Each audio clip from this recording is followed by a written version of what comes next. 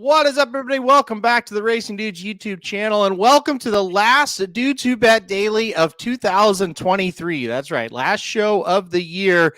Papa Dude, we have the brooms behind us. And why is that? Because we went 3-0 on a day where we really needed to go 3-0.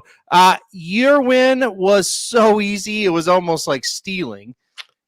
Yes. Magic's win was so easy, it was almost like stealing.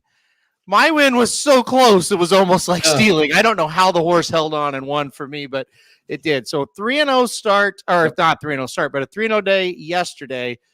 Let's get it going today. We'll get to the best bets soon. We're going to start, though, with the Lions and the Cowboys, the NFL game tonight. Cowboys are 5.5-point favorites, total sitting at 51.5. Who you like in this one? Oh, this is, it's going to be fun to watch this. Mm-hmm. I don't know. It depends on how you feel about the Cowboys. I mean, are they going to play like they usually do at home?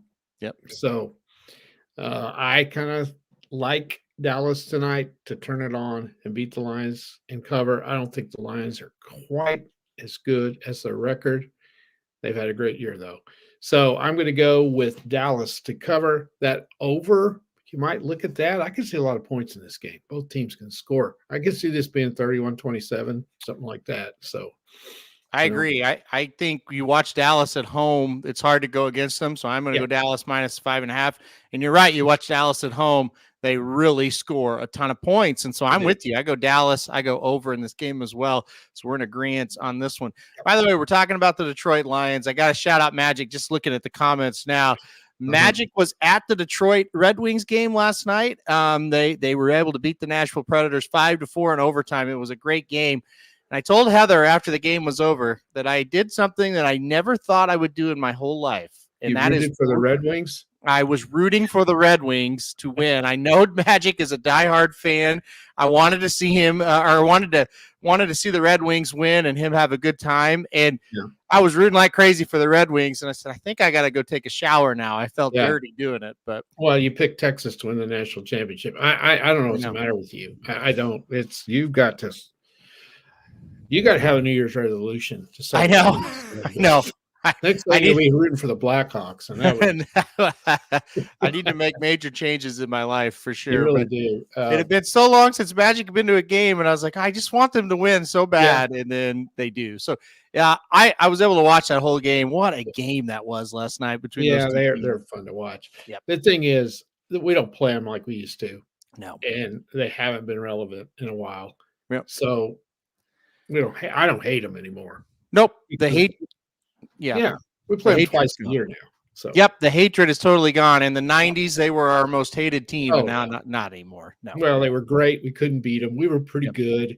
They would eliminate us in the playoffs. They did that 2 or 3 times. We just couldn't beat them. They were just better. So we hated them. And now, doesn't matter anymore. So I'm going to give you a pass on rooting for them because I don't have a problem rooting for them now either. Yeah, for sure. All right, we both went Cowboys in the over. Let's go to the bowl games now. This one's probably kicking off, so we'll have to kind of talk about maybe live betting this game or something. But Mississippi and Penn State, total sitting at 4.5, Penn State 4.5-point favorites, total sitting at 50.5. Who you got here? This is a really good game. These are two good programs through the years. It's a good matchup.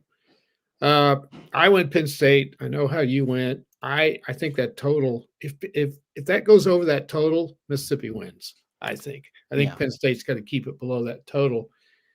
And I would bet under that total all day because I don't think Mississippi's offense is that good and Penn State's defense is really good. So I like the under in this game.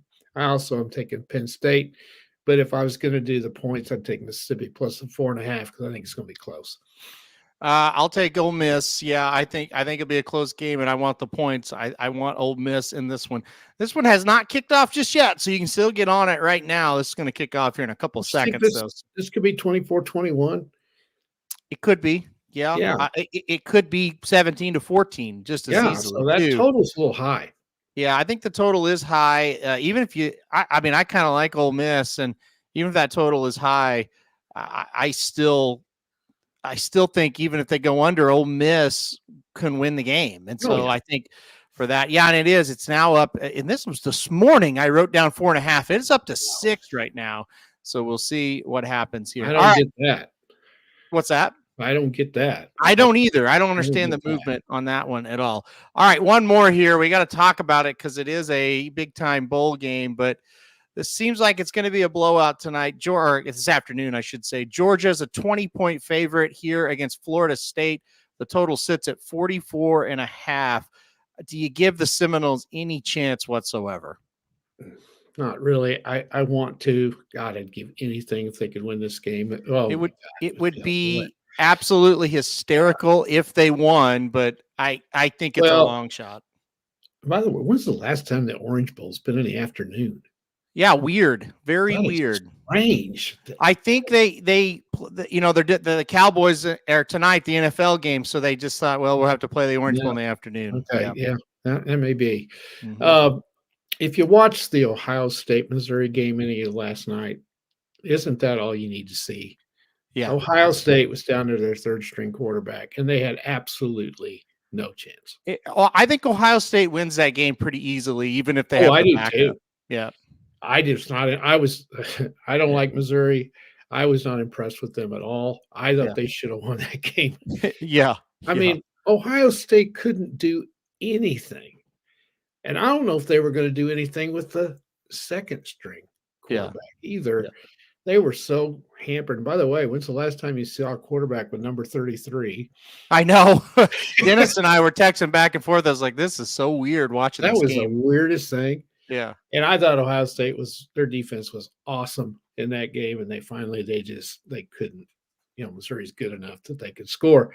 I think that's the same thing tonight. I don't know how Florida State's going to be able to do anything offensively against Georgia to hold it down. And I think I think they'll give a great effort on defense. I think Florida State will. I think they'll hang in there for a while, but eventually they're going to wear out. So I like Georgia.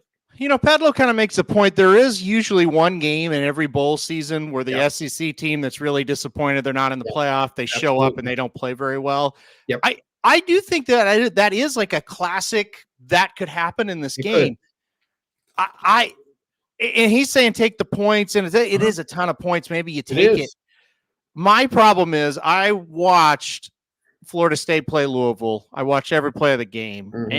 And Louisville's, sorry, Dennis, they're not very good. And Florida State just looked helpless. And I just sit here and think, even though I think the motivation is there for Florida State, and I think if Florida State had a fully, equipped team, they'd probably have a great shot to pull the upset. I just don't know how they match up here. No, I don't either. If they had their second string quarterback, I think the line would be 15, don't you? Probably. Yeah. And I get the desire to take the points with a team that should be highly motivated. Yeah. I'm a little surprised it's 20. I think I'm a little surprised it's not a little bit more. I'm rooting my butt off for them to keep it close. I don't like Georgia. I think it'd be funny if they'd only win like 20-7. I think that'd be great. Yeah. And Mark makes a great point. If they had a fully equipped team, they'd be in the playoffs. Yeah. This is true. Very true. Let's not get into that because let's just don't. Yeah. So their second string guy, he went into the portal, right? Yes. He wouldn't be in the portal if they were in the playoffs either. Right. Yeah. So, it's just ridiculous. But anyway, I can't take Florida State. I just can't after what I saw last night. And Georgia's better than Missouri. So yeah, I'm with you. I think it's a laugher. Tony just took the words right out of my mouth. Georgia and a laugher. It's hard for me to think that this is going to be much of a game, but we'll see. All right, let's go to the racing now. And by the way, if you're watching the show, you're probably realizing Gulfstream Park Race 1 getting ready to go off. They're loading into the gate.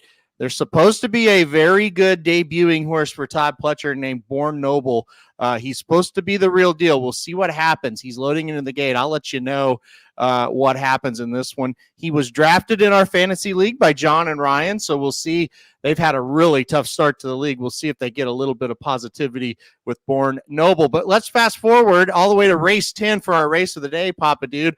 I'll kick it to you for this one. It's a pretty good race. this year. As far as being competitive, we're talking about the Harlan's Holiday here. Like I said, race 10, grade 3 race, going a mile and 16th, $150,000. The purse, Papa Dude, the 5 is scratched. Everybody else is in. Who do you like in this one? Oh, you're right. This is a good race. Yep. I kind of like the 6, O'Connor, in this one. It's ran in 6 races this year, all graded stakes. Has 2 seconds, a third, and then won the grade 2 Fayette at Keeneland last time out. That's good enough for me. I think this horse on paper is the best horse. So I like the 6 O'Connor. I'm a little bit scared of the 9 Gasoline. Yep. That horse could step up a little bit. It ran real well, won a couple of allowance races, and they put it in a stakes. Just a so-so 5th. Do you just put a line through that? It is a Pletcher horse with IRAD on it. That's a scary situation. So that horse could step up there. Time Form picked Octane. Yeah. Plus they're thinking that horse may go to the lead, maybe get out in front. Hard to catch. Ran pretty well last time. Florida bred though, so I don't know. I don't like that one that much. I'm going to go with the 6 O'Connor. They're turning for home here at Gulfstream, and it looks like Born Noble is going to absolutely gallop in this race. So the buzz was correct. He's ducking in a little bit to the left as Irad uses the whip. He's a little bit green. There's no doubt about it, but he's going to win this thing by about 6 or let's see the margin. I would say that's about 5 or 6 lengths. Born Noble wins the opener. He was facing the 6 bonus move, who looked pretty good on his debut, and he beat him pretty easily. Very green, but very good debut for Born Noble for Todd Pletcher and Irad Ortiz. You mentioned Todd Pletcher and Irad Ortiz with the 9 in the 10th race here, Gasoline. I went with O'Connor as well. I like the 6 in this spot as well. I think this is going to be a pretty good horse this season. He kind of had to work some problems out last year. He seems to be back on the right track. Fun fact, this horse, O'Connor, was actually favored to win the Harlan's Holiday at 6-5 last year. Didn't run very well, but like I said, he's kind of got it going. He's kind of looking a little bit better now, so I'm with you. I like the 6 O'Connor. I do like the number 9 Gasoline as well. I think that's a horse just taking a drop in class. I think the Clark was just a little too tough for him. This race seems to make sense. So, listen, we're kind of on the same horses again here. Listen, yesterday, I don't know how much you watched of Oaklawn yesterday. That's nuts. That was just impossible. That was not even lottery numbers. That was I can't even begin to tell you how you could hit anything yesterday. No. And after the first 2 races. And tomorrow, with all those 2-year-old races, it could get wild. Other than the stakes races, which I think are bettable, I wouldn't even touch the other ones. Oaklawn is tough anyway. Yeah. And you got all 2-year-old races tomorrow. Yeah. Better be wise. That's all I got to say. Yep. Don't you agree? I mean, Oaklawn is so tough anyway. It had been going fine, and then not like easy, but like not great. But when you see an upset, it's like, yeah, that was pretty lot. Like it was a logical, longer price to play. Yesterday was just pure chaos. And the race that we covered yesterday really pissed me off because we called out the 3. The 3 runs second, ran great. Yeah, we called out the 7. The 7 ran third, ran great. 2 huge prices. Yeah. And then a horse that you never could have played wins. So it was just crazy. So even though we were calling out long shots yesterday, we still couldn't cash. So no, that horse was what, 45 to 1 or something? Yeah, something like that. Yeah, ridiculous. Yeah, we did in the race before that. We hit the exacta, the try, and the superfecta. That's true. Well, that was the thing. I mean, we had races here and there where it was okay. The first 2 races were fine, and then the first 2 races we had the top pick both times. I'm like, all right, this is kind of going well. Then it was just utter chaos. And again, I don't mind when longer prices win and you go back, you look at the form, and it's like, well, yeah, I mean, you could have got there. But when it's just like, I didn't even think about playing that horse. It gets crazy. Well, but anyway, was our buddy Todd there yesterday? I don't know. I know he's there today. So yeah, he may be there today and tomorrow. All right, well, let's run through them here. Best bets, we'll get to those right now. Magic's going to go to Golden Gate for his. Golden Gate race to number 1, Uncle Leon on top for Magic in this spot. Starter allowance last time out for this horse ran third, dropping down to the $12,000 claiming level.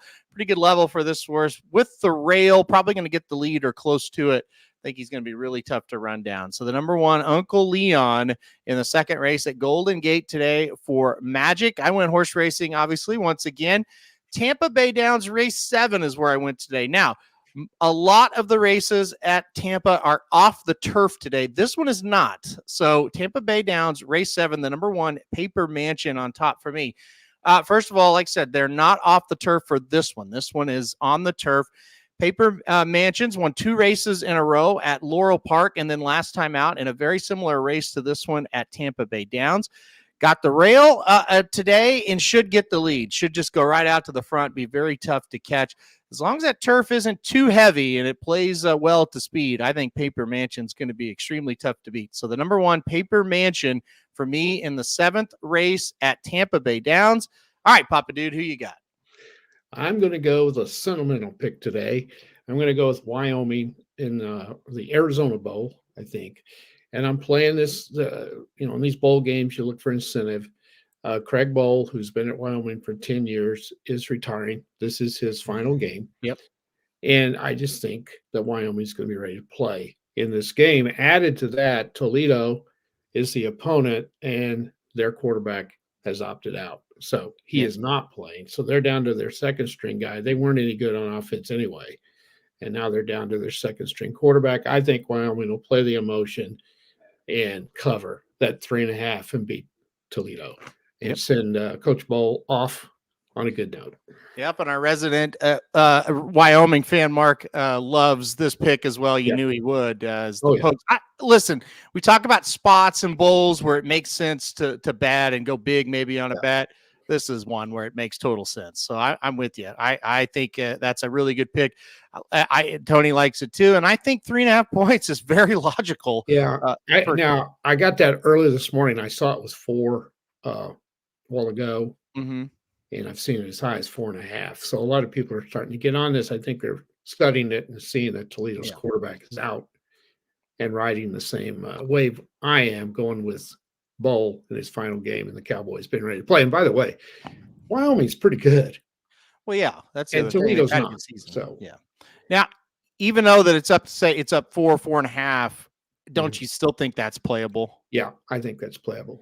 To me, if you bet something at say 2.5 and then it goes up to 3.5, that kind of puts it in a different bracket. Yeah. But 3.5 to 4.5 really isn't, famous last words, but that isn't that big of a deal. No. I don't think. So I just think they're going to be ready to play. Yeah. And get that last win for him. Yesterday I had Memphis. Finally, something that made sense came through. I did not think they should be a 10.5 point underdog.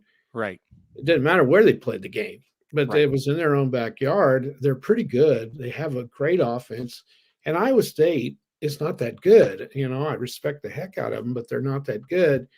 And I just thought, why are they that heavily favored? But I've missed on a lot of logical bowl games so far this year. So, by the way, the game last night, Ohio State, Missouri, I think that would have been one you wanted to bet that in game. Yeah. Sure. Yeah. That was definitely one you want to bet in game. And another one today, you might look at Maryland and Auburn. Maryland's quarterback's not playing. And so I think they have a great chance to win if their backup's any good, because I don't think Auburn's any good. You might check that out off the bat and see how they do. Because I don't think they should be 7-point underdogs. Yeah, no, I'm with you on that one as well. I agree totally.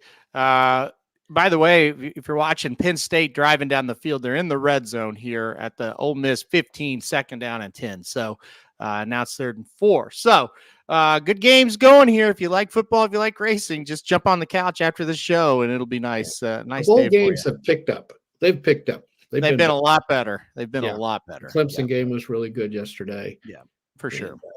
Yeah. I can't remember. Well, the Iowa State game was fun because we were winning that game. So that wasn't really that great of a game, but it was fun to watch for us. Other than the outcome, the Oklahoma-Arizona game was pretty good. No, it was a good game. Those are two teams that really tried hard and wanted to win. Yeah. All right, let's get to the best bets. As I mentioned, this is it. This is the last show of 2023 for us. We're taking New Year's Eve off tomorrow. We are up for the year no matter what happens. That's and so right. that is a good accomplishment. That's a good, because last year when we did this show, we were down for the year about $1,000. We are now up for 2023, $484. I tell you. And like I said, we can go for 3 and it doesn't matter. So it was nice to not have that pressure of today. Yeah, the cream always rises to the top, and we wanted to leave it suspenseful, but we didn't want to leave it up to today. So we went ahead and got it over with. Yeah. So we are very excited that we are profitable this year on the show after being negative in 2022.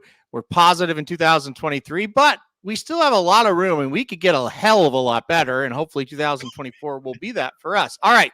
The picks for today, Tampa Bay race 7. I'm going to go number 1 at Paper Mansion.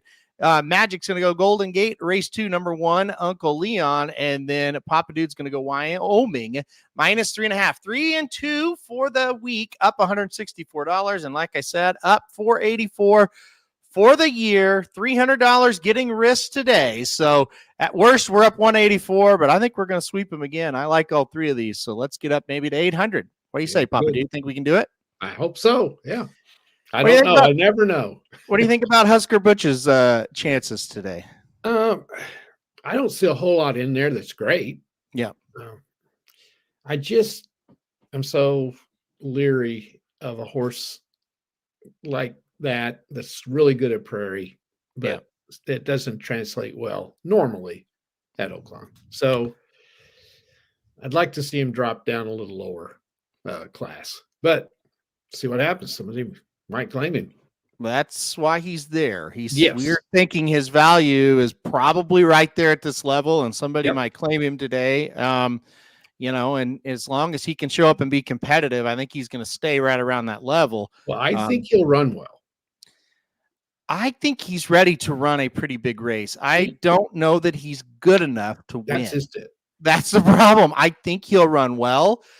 I don't think he'll embarrass us. I think he has a shot. But at the end of the day, I'm with you. Is he actually good enough to go all the way and win? I'm not sure. Yeah, I mean, a $30,000 claimer. Tough race. Oakland is a hell of a lot different than a $30,000 claimer at Prairie Meadows. Yeah. And if there's something that happened that he could win this, wow, his value is going to go through the roof, or it's going to go up. And somebody that runs at Iowa a lot might take a shot at claiming him. If he wins today and he doesn't get claimed, he will be gone next time. We've got one more start with him. I really believe that, because if he proves he can win a 30K claimer at Oakland, the next time he's in for a tag, he's gone. At Oakland, the way they claim, he's gone. No doubt. Well, I think if you win today, you don't put him with a tag. Probably protect him.